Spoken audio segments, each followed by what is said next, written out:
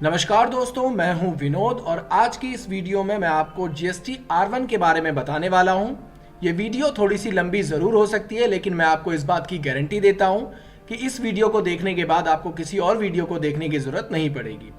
तो चलिए वीडियो को स्टार्ट करते हैं। स्टार्ट करने से पहले आपसे निवेदन है, अगर आपने हमारे चैनल को सब्सक्राइब नहीं किया है तो इसे सब्सक्राइब कर लें। हम इसी तरह से आपके लिए बेहतरीन वीडियोज़ लाते रहेंगे। जीएसटी R1 को फाइल करने से पहले आपको समझना चाहिए कि जीएसटी R1 क्या होता है, जीएसटी R2 क्या होता है, जीएसटी R3 भी क्या होता है। तो चलिए पहले हम इस मैटर को कंप्लीट कर लेते हैं। पहले हम समझ लेते हैं ये सब चीजें होती क्या हैं, उसके बाद हम इसको प्रैक्टिकली करके देखेंगे। तो यहाँ पर आप देखेंगे, यहाँ पर हमने कुछ टैक्स इन्फॉर्मेशन में सभी चीजों को एक एक करके डिस्क्राइब किया हुआ है, जिसमें आप सबसे पहले देखेंगे जीएसटी। आखिर जीएसटी क्या है? GST goods and service tax है, यानी वस्तु और सेवाओं पे जो कर लगाया जाता है, यानी जो टैक्स लगाया जाता है, उसी को जीएसटी कहा जाता है। अब ये जीएसटी हमारा 3 पार्ट में डिवाइड किया गया है। सबसे पहला है सीजीएसटी, दूसरा है एसजीएसटी और तीसरा है आईजीएसटी।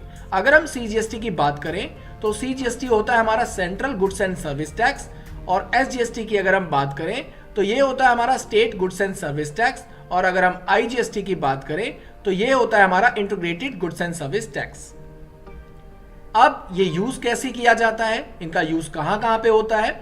जैसे मान लीजिए कि अगर आपने किसी गुड्स को परचेज किया 18% की जीएसटी पर, तो आपने जो गुड्स परचेज किया था वो परचेज किया था सेम स्टेट में, तो उसके ऊपर जो टैक्स लगेगा वो लगेगा सीजीएसटी और एसजीएसटी। यानी ये जो दोनों टैक्स होते हैं ये दोनों एक साथ लगाए जाते हैं। तो 9% का आपका सीजीएसटी होगा, 9% का आपका एसजीएसटी होगा। यानी आधा टैक्स जो होगा वो सेंट्रल गवर्नमेंट के पास चला जाएगा और आधा टैक्स जो होगा वो स्टेट गवर्नमेंट के पास चला जाएगा। इसी तरीके से अगर कोई ऐसा गुड्स है जो कि आप इंटर स्टेट परचेज करते हैं, मान लीजिए आपने इसको किसी अदर स्टेट से परचेज किया है, तो उसके ऊपर 18% का पूरा आईजीएसटी लगता है, जो कि सीधे सेंट्रल गवर्नमेंट को चला जाता है। तो ये तो हो गया जीएसटी के बारे में। अब हम बात करते हैं जीएसटी R1 आखिर क्या चीज होती है। तो जीएसटी R1 होती है हमारी सेल और जीएसटी R2 होती है हमारी परचेज। अब बात करते हैं जीएसटी R3 भी हमारी क्या होती है, और इसके बाद हम बात करते हैं जीएसटी R3B के बारे में कि जीएसटी R3B क्या चीज होती है। तो जीएसटी R3B होती है जितना भी हमने गुड्स सेल किया है और जितना भी हमने गुड्स परचेज किया है, टोटल सेल टैक्स में से टोटल परचेज टैक्स को अगर हम माइनस कर दें तो हमारी जीएसटी R3B आ जाती है, जिसको हमें हर महीने फाइल करनी होती है। और इसके बाद हम बात करते हैं आईटीसी की कि आईटीसी क्या चीज होती है। तो आईटीसी होती है हमारी इनपुट टैक्स क्रेडिट, यानी कि जब हम जीएसटी R3B फाइल करते हैं तो उसके ऊपर जो भी हमारा इनपुट टैक्स क्रेडिट होता है उसी को आईटीसी कहा जाता है। तो चलिए इसको थोड़ा सा और एग्जांपल के थ्रू समझ लेते हैं। हमने यहाँ पर 2 एग्जांपल दिए हुए हैं, जीएसटी R2 का और जीएसटी R1 का। तो सबसे पहले मैं आपको जीएसटी R2 और जीएसटी R1 क्लियर कर देता हूँ, उसके बाद हम बात करेंगे जीएसटी R3B के बारे में। तो यहाँ पर आप देखेंगे एग्जाम्पल के लिए हमने यहाँ पर गुड्स परचेज किया है 18% की जीएसटी रेट के ऊपर 5 लाख रुपए का, यानी हमने जो गुड्स परचेज किया है उसके ऊपर 18% का हमने टैक्स दिया है। 5 लाख रुपए का हमने टोटल गुड्स परचेज किया है, जिसपे सीजीएसटी हमारा लगा है 9% और एसजीएसटी लगा हमारा 9%, और इन दोनों को अगर हम इंक्लूड करते हैं तो ये बनता है हमारा 90,000 रुपए। यानी टोटल अमाउंट जो हमारा बना है वो बना है 5,90,000 रुपए का, यानी हमने जो गुड्स परचेज किया है वो 5,90,000 रुपए का गुड्स परचेज कर लिया है। अब बात करते हैं जीएसटी R1 के बारे में, यानी हमारी सेल के बारे में। तो यहाँ पर आप देखेंगे हमने उसी गुड्स को 5,50,000 रुपए में सेल कर दिया, यानी कि 10% का अपना प्रॉफिट ऐड करके हमने इस गुड्स को सेल कर दिया। अब जब हमने सेल किया इसको, तो सेल करने में हमने जो सीजीएसटी कस्टमर से रिसीव किया है वो 49,500 का वसूल किया है, और एसजीएसटी जो हमने रिसीव किया है वो 49,500 का रिसीव किया है। अब गवर्नमेंट ये कहती है कि जो आपने सेल की है उस सेल के ऊपर जो भी टैक्स आपने रिसीव किया है वो आप हमें पे कीजिए। अब ये तो बहुत गलत बात हुई कि जब हमने गुड्स को परचेज किया था तब भी हमने 18% का टैक्स पे किया था, और जब हमने सेल की है तो उस टैक्स को जब हमने कस्टमर से लिया है तो आप कह रहे हैं कि ये टैक्स भी आप हमें पे कीजिए। तो अब गवर्नमेंट हमें ये कहती है कि चलिए कोई बात नहीं, आपने जो भी परचेजिंग की थी, यानी जितने भी गुड्स की आपने परचेजिंग की थी और जितना आपने टैक्स पे किया है उसका रिकॉर्ड आप मुझे भेज दीजिए, यानी उसका क्लेम आप मुझे फाइल कीजिए। इसके बाद जो भी आपकी टैक्स लायबिलिटी यहाँ पर बचेगी वो टैक्स आपको पे करना होगा, यानी कि जो हमने 5 लाख का गुड्स परचेज किया था और उसे हमने 5,50,000 रुपए में सेल किया है, यहाँ पर जो 50,000 रुपए हमारा एक्स्ट्रा अमाउंट था जो हमने कस्टमर से वसूल किया है, इस 50,000 रुपए के ऊपर जो एक्स्ट्रा टैक्स हमने कस्टमर से वसूल किया है, वो टैक्स गवर्नमेंट हमसे मांग रही है। तो अब बात करते हैं जीएसटी R3B के बारे में। तो यहां पर आप देखेंगे हमारा जो टोटल अमाउंट था यानी टैक्सेबल वैल्यू जो थी हमारी वो थी 5,50,000 रुपए, जिसके ऊपर हमने कस्टमर से जो CGST रिसीव किया है वो 49,500 का रिसीव किया है और SGST भी हमने 49,500 का रिसीव किया है।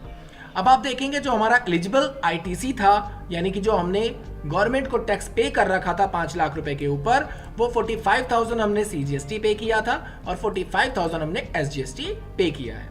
तो अब इसका जो फॉर्मूला होता है वो होता है टैक्स लायबिलिटी को अगर हम माइनस कर दें एलिजिबल ITC से तो हमारा पेबल अमाउंट हमारे सामने रिप्रेजेंट हो जाता है। यानी कहने का सीधा मतलब ये हुआ कि जो हमने CGST के थ्रू कस्टमर से अमाउंट को रिसीव किया है और इसके बाद हमने SGST का जो अमाउंट है वो भी कस्टमर से जो रिसीव किया है, अगर उसको हम माइनस कर दें अपने एलिजिबल ITC से तो हमारा टोटल अमाउंट निकल जाता है जिसको हमें गवर्नमेंट को पे करना होता है। अब आप यहां पर देखेंगे हमने जो CGST कस्टमर से रिसीव किया था वो 49,500 का रिसीव किया था और हमने जो पे किया है वो पे किया है 45,000 का। तो इसमें से अगर हम 49,500 में से 45,000 अगर माइनस कर देते हैं तो 4,500 की हमारी लायबिलिटी यहाँ पर शो हो जाएगी। यानी इतना टैक्स अभी हमें CGST और गवर्नमेंट को पे करना है, यानी इतना ITC हमें अभी गवर्नमेंट को देना है। अब बात करते हैं SGST की। तो SGST में भी सेम प्रोसेस है कि 49,500 का जो हमारा टैक्स है जो हमने कस्टमर से रिसीव किया है और जो हमने गवर्नमेंट को यहाँ पर 45,000 पे किया है, उसमें से अगर इसको हम माइनस कर दें तो सेम प्रोसेस यहाँ पर भी 4,500 अमाउंट हमारा रिसीव हो जाएगा। यानी कि हमें जो टोटल गवर्नमेंट को पे करना है वो 9,000 की लायबिलिटी हमारे ऊपर यहाँ पर शो हो जाएगी। यानी हमने जो टोटल टैक्स वैल्यू कस्टमर से रिसीव की है वो 99,000 रिसीव की है और हमने जो पे किया है वो 90,000 पे किया है। तो उस हिसाब से जो गवर्नमेंट हमसे कहती है कि भाई ये जो 9,000 रुपए है जो कस्टमर से आपने टैक्स के नाम पर एक्स्ट्रा लिया है वो अमाउंट आप हमें पे करिए। तो ये बन जाती है हमारी ITC और इसी ITC को हमें फाइल करना पड़ता है GST R3B के अंदर। यही होता है हमारा GST R3B। अब यहाँ पर आप देखेंगे एक एग्जांपल आपके सामने और है। यहाँ पर जो आपका परचेज अमाउंट है यहाँ पर 5 लाख रुपीज है, यानी 5 लाख की हमने परचेजिंग की है, लेकिन जो हमारी सेल हुई है वो सिर्फ 4 लाख रुपए की सेल हुई है। तो क्या तब भी हमें टैक्स पे करना पड़ेगा? जी बिल्कुल, आपको तब भी टैक्स पे करना पड़ेगा। इसके लिए आपको GST R3B हर महीने फाइल करनी पड़ेगी। बेशक आपकी परचेजिंग ज्यादा है और सेल आपकी कम है, लेकिन फिर भी आपको हर महीने आपकी टैक्स लायबिलिटी को पे करना पड़ेगा। अब यहाँ पर आप देखेंगे जो हमारी परचेजिंग अमाउंट था वो 5 लाख रुपए है और हमारी सेल अमाउंट 4 लाख रुपए है। तो अब हमें पता है कि हमने टैक्स ज्यादा दिया हुआ है और हमने टैक्स रिसीव कम किया हुआ है, तो हमारा जो टैक्स अमाउंट है वो नील आ जाएगा, यानी हमें टैक्स पे नहीं करना, लेकिन फिर भी हमें इसकी फाइल वहां पर सबमिट करनी पड़ेगी। ये हर महीने आपको करना पड़ेगा, वरना इसके ऊपर आपकी पेनल्टी लगाई जाती है। अब हम बात करते हैं यहाँ पर आप देखेंगे 5 लाख का जो हमने गुड्स परचेज किया था उसको हमने 4 लाख में सेल किया है। आप देखेंगे यहाँ पर जो हमने CGST और SGST पे किया है वो टोटल 90,000 रुपए की पेमेंट की है और यहाँ पर अगर आप देखेंगे हमने जो टोटल रिसीव किया है वो 72,000 रुपए हमने सिर्फ टैक्स रिसीव किया है। तो उस हिसाब से हमारी GST R3B फाइल किस तरीके से की जाएगी, तो सबसे पहले आप देखिए हमारा जो आउटवर्ड सप्लाई है वो आप देखेंगे 4 लाख रुपए, यानी 4 लाख की हमारी टोटल सेल हुई है, जिसमें CGST हमने रिसीव किया है 36,000 रुपए और SGST हमने रिसीव किया है 36,000 रुपए। अब यहाँ पर जो हमारा टोटल ITC है वो क्या है, तो वो हम देखेंगे 5 लाख रुपए की हमने परचेजिंग कर रखी है। अब यहाँ पर जो हमने इसकी पेमेंट की है वो 45,000 की पेमेंट की है CGST में और 45,000 की पेमेंट की है SGST में। तो उस हिसाब से जो हमारी टैक्स लायबिलिटी निकलेगी वो माइनस में आएगी। यानी आप देखेंगे CGST का जो अमाउंट हमने सेल किया था, यानी जो हमने टैक्स कस्टमर से रिसीव किया था वो 36,000 रुपए रिसीव किया है और जबकि हमने जो पे किया है वो 45,000 पे किया है। उस हिसाब से -9,000 यहाँ पर जो हमारा अमाउंट आ रहा है वो हमारा गवर्नमेंट के पास जमा है पहले से ही। इसी तरीके से अगर हम SGST की बात करें तो SGST में भी 36,000 रुपए हमने रिसीव किया है और 45,000 रुपए हमने पे किया है। तो -9,000 पे यहाँ पर भी आपको दिखा रहा है, तो ये वैल्यू भी हमारी -9,000 में आ जाएगी। और टोटल अगर हम इसे इंक्लूड करें तो टोटल हमने जो पेमेंट की थी वो 90,000 की पेमेंट की थी, और हमें जो रिसीव हुआ है वो 72,000 रिसीव हुआ है, यानी 18,000, यानी माइनस में 18,000 हमारा जो पैसा है वो गवर्नमेंट के पास जमा रहेगा। ये पैसा आपको कैश रिसीव नहीं मिलेगा।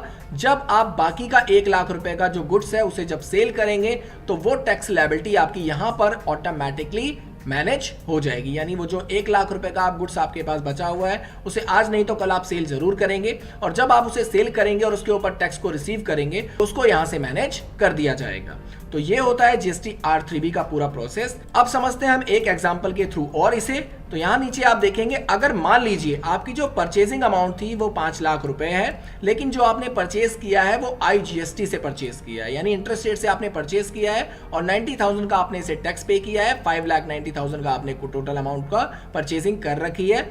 अब इसी चीज को अगर आप यहाँ पर सेल करेंगे तो यहाँ पर जो हमारी टोटल सेल है वो हमने IGST के थ्रू सेल की है 3 लाख रुपए, और CGST और SGST की जो हमने सेल की है वो 2.5 लाख रुपए सेल की है। यानी कहने का मतलब ये हुआ कि मान लीजिए अगर आप परचेजिंग करते हैं IGST से, यानी आपने जो टैक्स पे किया है वो IGST टैक्स पे किया है, यहाँ पर आप उसे IGST में भी सेल करते हैं और CGST और SGST में भी सेल करते हैं, तब जाकर के आपका ये जो टैक्स है वो किस तरीके से मैनेज होगा। तो ये भी बहुत इजी तरीके से मैनेज हो जाएगा। इस कॉन्सेप्ट को भी मैं आपको क्लियर कर देता हूं कि किस तरीके से ये टैक्स भी मैनेज किया जाता है।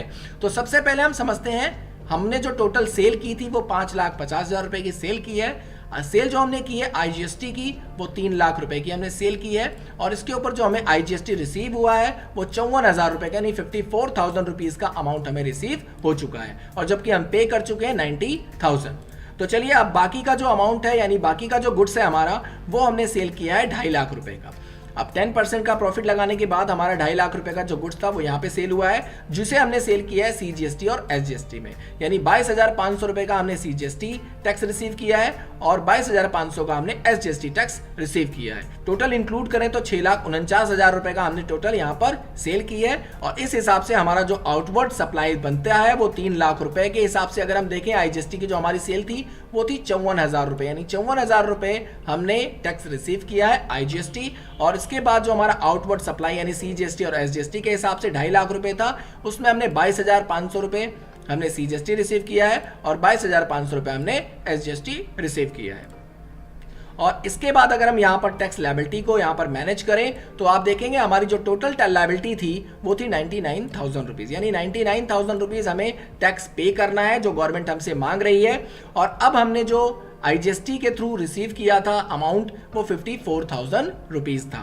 तो यानी कि अगर हम 99,000 में से 54,000 को माइनस कर देते हैं तो यहाँ पर बचता है हमारा 45,000, यानी 45,000 का अमाउंट हमारा जो है वो CGST और SGST में मैनेज हो जाएगा। तो यहाँ पर आप देखेंगे हमारा CGST जो था वो हमने टैक्स रिसीव किया है 22,500, और SGST हमारा जो टैक्स था वो हमने रिसीव किया है 22,500, यानी टोटल अमाउंट अगर इंक्लूड करें तो 99,000 का यहाँ पर हमारा टोटल टैक्स लायबिलिटी बनती है। अब इस 99,000 रुपए में से अगर जो हमारा एक्चुअल अमाउंट था, यानी जो हमें टोटल अमाउंट पे करना है 90,000 जो हमारी लायबिलिटी हमारे ऊपर है, तो अगर उसको हम इसमें से माइनस कर देते हैं तो 9,000 यानी 9,000 का जो हमारा अमाउंट यहाँ पर शो हो रहा है, सिर्फ हमें यही 9,000 गवर्नमेंट को पे करना है। अब मैं आपको एक बात और क्लियर कर देता हूँ। पहले होता क्या था, पहले हमें GST R2B फाइल करना पड़ता था, यानी हमें टोटल परचेजिंग पहले दिखानी पड़ती थी। अब हमें इस प्रोसेस को करने की जरूरत नहीं है। तो इसको किस तरीके से मैनेज किया जाता है मैं उसको कंप्लीटली आपको बता देता हूं। जब हम किसी रेगुलर पार्टी से यानी सेंट्री क्रेडिटर से किसी गुड्स को परचेज करते हैं तो बेसिकली वो गुड्स उसके लिए सेल कहलाई जाती है। तो जब वो GST R3B अपना फाइल करेगा तो उसमें हमारे GST नंबर को जरूर ऐड करेगा, यानी वो ये दिखाएगा कि मैंने किस किस पार्टी को सेल किया है। और जब वो वहां पर हमारे GST नंबर को शो करेगा, यानी हमारी टैली प्राइम के अंदर वो एंट्री रिफ्लेक्ट होनी स्टार्ट हो जाएगी। तो यहां पर आपको परचेज की एंट्री करने की जरूरत नहीं है, यानी हमें GST R2 को फाइल करने की जरूरत नहीं है। इसका पूरा रिकॉर्ड ऑटोमेटिकली मेंटेन हो जाता है। और गवर्नमेंट हमसे सिर्फ GST R1 की डिटेल मांगती है, यानी जितनी भी आपने सेल करी है उसको हर महीने आपको मेंटेन करना है, और जितना भी आपके ऊपर टैक्स लायबिलिटी बनती है यानी ITC बनती है उसको आपको गवर्नमेंट को पे करना होगा। यानी जब भी हम अपनी सेल को दिखाएंगे तो ऑटोमेटिकली हम जिस पार्टी को सेल कर रहे हैं उसका जीएसटी नंबर जरूर फिल करेंगे, और जब हम उस पार्टी का जीएसटी नंबर फिल करेंगे तो ऑटोमेटिकली ये गवर्नमेंट को पता चल जाता है कि किस पार्टी ने किससे गुड्स को परचेज किया है, और वहां पर जो हमारे टैक्स लायबिलिटी थी वो मैनेज हो जाती है। तो आप समझ गए होंगे जीएसटी R1, R2, R3B के बारे में। इसको अब हम प्रैक्टिकली टैली प्राइम के अंदर करके देखते हैं, इसका प्रैक्टिकली यूज करके देखते हैं। तो चलिए वीडियो को स्टार्ट करते हैं। इसके लिए जाना होगा आपको टैली प्राइम के अंदर। टैली में आने के बाद अब मैं आपको प्रैक्टिकली तरीके से दिखा देता हूं कि हमारा जो टैक्सेशन होता है वो किस तरीके से एडजस्ट किया जाता है। तो सबसे पहले मैं आपको अपना डे बुक दिखा देता हूं। यहाँ पर डे बुक में चले जाइए और यहाँ पर आप देखेंगे हमारी 2 एंट्री शो हो रही हैं। यहाँ पर आप F2 प्रेस करिए और अपनी डेट्स को यहाँ से रिमूव कर दीजिए। तो आपकी जितनी भी एंट्री आपने पास कर रखी होती है वो सारी एंट्री आपके सामने यहाँ पर रिप्रेजेंट हो जाती हैं। पूरे साल के अंदर जितनी भी आपकी ट्रांजेक्शन होती है वो सारी की सारी ट्रांजेक्शन आपकी यहाँ पर शो अप हो जाती है। तो आप देखेंगे हमने जो गुड्स परचेज किया हुआ है, यहाँ पर आप देखेंगे कमल इंडस्ट्रीज से हमने कुछ गुड्स को परचेज किया हुआ है 3,17,490 रुपए का। इस पर एक बार एंटर प्रेस करिए। एंटर प्रेस करने के बाद आप देखेंगे यहाँ पर हमने 2 गुड्स परचेज किए हुए हैं, MS ऑफिस और HP का एक प्रिंटर परचेज किया हुआ है, जिसमें आप देखेंगे 36,990 रुपए का हमने जीएसटी टैक्स पे किया हुआ है, यानी IGST पे किया हुआ है। अब आपको मैं दिखा दूं, स्कैप करके आप एक बार पीछे आ जाइए। यहाँ पर आप देखेंगे हमने कुछ सेल्स भी कर रखी हैं और इसके बिहाफ पे हमारे ऊपर कितनी टैक्स लायबिलिटी बनती है वो मैं आपको दिखा देता हूँ कि वो चीज़ कहाँ पर शो अप होती है। इसके लिए आप स्कैप करके एक बार पीछे आ जाइए। पीछे आने के बाद हम चले जाते हैं बैलेंस शीट के अंदर। बैलेंस शीट में आने के बाद आप अपने कीबोर्ड से प्रेस करिए Alt+F1। Alt+F1 प्रेस करने के बाद आप देखेंगे आपकी यहाँ पर ड्यूटीज एंड टैक्सेस की लायबिलिटी यहाँ पर शो अप हो गई, यानी इतनी टैक्स लायबिलिटी हमें देनी है जो हमें टैली प्राइम हमें बता रहा है। तो हम एक बार चेक कर लेते हैं कि ये जो टैक्स लायबिलिटी है हमारी वो करेक्ट है। तो इसके लिए हम एक बार इस पर एंटर प्रेस करते हैं। एंटर प्रेस करने के बाद आप देखेंगे जो हमने गुड्स को परचेज किया था, परचेज करते समय हमने जो टैक्स पे किया है वो 36,000 रुपए का यहाँ पर हमारे सामने दिखा रहा है। तो एक बार इस पे हम एंटर प्रेस करेंगे। एंटर प्रेस करने के बाद आपको दिखाएगा कि आप किस मंथ के अंदर आपने इस गुड्स को परचेज किया था। तो इस पे एक बार और एंटर प्रेस करेंगे हम लोग। एंटर प्रेस करने के बाद आप देखेंगे यहाँ पर हमारे सामने 2 एंट्री आ रही है IGST की, जिसमें आप सबसे पहले एंट्री देखेंगे कमल इंडस्ट्रीज की, जो मैंने अभी आपको डे बुक में दिखाया था, सेम वही एंट्री हमारी यहाँ पर शो होगी। इसके बाद आप अमाउंट देखेंगे, अमाउंट भी वही सेम शो हो रहा है 36,990 रुपए का। स्कैप करके एक बार पीछे आ जाइए। इस पे एक बार एंटर प्रेस करिए। एंटर प्रेस करने के बाद आप देखेंगे हमने माउस और कीबोर्ड हमने सेल कर रखा है 10-10 पीस, जिसमें हमारा 990 रुपए का IGST सेल हो रखी है। यानी कि हमारे पास कुछ आइटम्स पहले से भी पड़े हुए थे जो कि हमारा माउस और कीबोर्ड था, और उसके ऊपर हमें 990 रुपए का IGST टैक्स रिसीव हुआ है। तो स्कैप करके एक बार पीछे आ जाइए। पीछे आने के बाद अब मैं आपको दिखाता हूं हमारा CGST और SGST। सेल करने के बाद हमने जो टैक्स को रिसीव किया है वो कितना रिसीव किया हुआ है। तो आप देखेंगे यहाँ पर हमने CGST रिसीव किया है 15,600 रुपए और SGST हमने रिसीव किया हुआ है 15,600 रुपए। अगर हम दोनों को इंक्लूड करते हैं तो अमाउंट बनता है हमारा 31,200 रुपए का, और जबकि हमने परचेज करते समय टोटल जो GST टैक्स पे किया हुआ है वो 36,000 रुपए का हमने टोटल पे किया हुआ है। वैसे तो 36,990 रुपए का हमने पे किया हुआ है, लेकिन यहाँ पर आप देखेंगे हमारा जो टैक्स था, यानी जो हमने परचेजिंग टाइम में हमने गुड्स को परचेज किया था वो 36,990 रुपए का था, लेकिन यहाँ पर जब हमने सेल किया तो वो हमें क्रेडिट हो गया, 990 रुपए हमें रिसीव हो गया। तो इस वजह से जो हमारा अमाउंट है वो हमें यहाँ पर दिखा रहा है 36,000 रुपए का। अब आप देखेंगे इसी तरीके से हमने जब सेल किया था CGST और SGST के अंदर तो टोटल अमाउंट हमारा आ गया था 31,200 रुपए, यानी इतना अमाउंट हम रिसीव कर चुके हैं पार्टी से। अब इसके बाद मैं आपको स्कैप करके पीछे ले जाता हूं और यहाँ पर आप देखेंगे, और यहाँ पर आप चले जाइए डिस्प्ले मोर रिपोर्ट्स के अंदर, और यहाँ से चले जाइए GST रिपोर्ट्स के अंदर, और यहाँ से हम GST R1 को पहले चेक कर लेते हैं। यहाँ पर जाने के बाद आप F2 प्रेस करिए, डेट्स को यहाँ से रिमूव कर दीजिए और एंटर प्रेस करने के बाद आपको यहाँ पर दिखा देगा। तो यहाँ पर आप देखेंगे हमारी जो टोटल सेल है वो यहाँ पर दिखा देगा 2,45,500 की हमने टोटल सेल की है, जिसके ऊपर हमें इंटीग्रेटेड टैक्स रिसीव हुआ है 990 रुपए का। और यहाँ पर आप सेंट्रल टैक्स अगर देखेंगे तो 15,600 रुपए हमें रिसीव हुआ है और 15,600 रुपए हमारा यहाँ पर स्टेट टैक्स रिसीव हुआ है। टोटल अमाउंट अगर हम कैलकुलेट करेंगे तो 32,190 रुपए का हमारा टोटल टैक्सेशन अमाउंट क्रिएट होता है। और यहाँ पर आप देखेंगे टोटल इनवॉइस हमने जो जनरेट किया है वो 2,77,690 रुपए का टोटल इनवॉइस हमने जनरेट किया है। उसी हिसाब से अगर हम स्कैप करके पीछे जाते हैं और यहाँ पर हम GST R3 भी अपना चेक करते हैं, यहाँ पर भी आप F2 प्रेस करके डेट को रिमूव कर दीजिए। रिमूव करने के बाद अब आप देखेंगे जो हमारी टोटल टैक्स लायबिलिटी बनती है वो हमारी बनती है यहाँ पर 36,990 रुपए का, यानी जो हमारा एलिजिबल ITC है वो 36,990 रुपए का है। इतना टैक्स गवर्नमेंट हमसे मांग रही है। तो अब हम करेंगे क्या, इस 36,690 रुपए को पूरा पे नहीं करेंगे, क्योंकि हमने ऑलरेडी परचेज करते समय जीएसटी पे कर रखा था। उसी के हिसाब से, उसी के बिहाफ पे अगर हम यहाँ पर चेक करते हैं एनुअल ट्रांजैक्शंस को, तो एनुअल ट्रांजैक्शन के अंदर भी आपको यही दिखाएगा कि हमने जो टैक्सेबल अमाउंट था 2,45,500 रुपए का हमने टोटल गुड्स परचेज किया, जिसमें इंटीग्रेटेड टैक्स 990 रुपए का हमें रिसीव हुआ है और 15,600 रुपए का सीजीएसटी और 15,600 रुपए का एसजीएसटी हमें रिसीव हुआ है। लेकिन जो हमने गुड्स को परचेज किया था, परचेज करते समय आप यहाँ पर देखेंगे हमारा जो इनपुट टैक्स क्रेडिट था वो 36,990 रुपए का था। यानी कि 36,690 रुपए में से अगर हम 32,190 रुपए माइनस कर देंगे तो हमारा जो टोटल अमाउंट बचेगा वही हमें गवर्नमेंट को पे करना होगा। स्क्रैप करके एक बार पीछे आ जाइए। पीछे आने के बाद मैं आपको फिर से बैलेंस शीट में ले चलता हूं। बैलेंस शीट में जाने के बाद ऑल्ट F1 प्रेस करिए और यहां पर आप देखेंगे हमें जो टोटल टैक्स पे करना है वो 4,800 रुपए का पे करना है। अब यहां पर 4,800 रुपए क्यों दिखा रहा है, इसको फिर से एक बार क्लियर कर देता हूं। इस पर एंटर प्रेस करिए। एंटर प्रेस करने के बाद मैं आपको फिर से क्लियर कर देता हूं। यहां पर आप देखेंगे 15,600 रुपए हमने पार्टी से रिसीव किया है सीजीएसटी के नाम पे, 15,600 रुपए हमने रिसीव किया है एसजीएसटी के नाम पर पार्टी से, और टोटल जो अमाउंट हमारा बनता है वो 31,200 रुपए का बनता है। यहां पर आप देखेंगे 36,000 रुपए का टोटल जो अमाउंट हमारा था वो हमने पे किया था। हमने जो पे किया था वो 36,990 रुपए था। अब यहां पर 990 रुपए हमारा क्यों शो नहीं हो रहा, क्योंकि हमने ऑलरेडी इस टैक्स को रिसीव कर चुके हैं। जब हमने गुड्स को सेल किया था हमने आईजीएसटी सेल की थी जिसमें हम 990 रुपए को रिसीव ऑलरेडी कर चुके हैं। तो इस वजह से ये हमारा यहाँ पर मैनेज होकर के शो अप हो रहा है। तो हमें जो टोटल टैक्स लायबिलिटी हमारी बनती है वो बनती है 4,800 रुपए की, यानी हमें सिर्फ 4,800 रुपए की पेमेंट करनी है ड्यूटीज एंड टैक्सेस की। अब होगा क्या कि जब भी हम इसकी ई रिटर्न को फाइल करेंगे, ई रिटर्न फाइल करने के बाद हमारा जो टैक्स लायबिलिटी होगी वो इतनी अमाउंट हमें शो होगा, यानी इतना अमाउंट हमें सिर्फ पे करना होगा। बाकी की जो टैक्स लायबिलिटी थी वो वहां पर मैनेज ऑटोमेटिकली हो जाएगी जो हमने गुड्स को परचेज करते समय पे किया था। तो अगली वीडियो में मैं आपको बताऊंगा कि आप किस तरीके से ई रिटर्न को फाइल कर सकते हैं। अगर वीडियो आपको पसंद आया हो तो चैनल को लाइक कीजिएगा, सब्सक्राइब कीजिएगा और अपने सभी दोस्तों में शेयर कीजिएगा। धन्यवाद।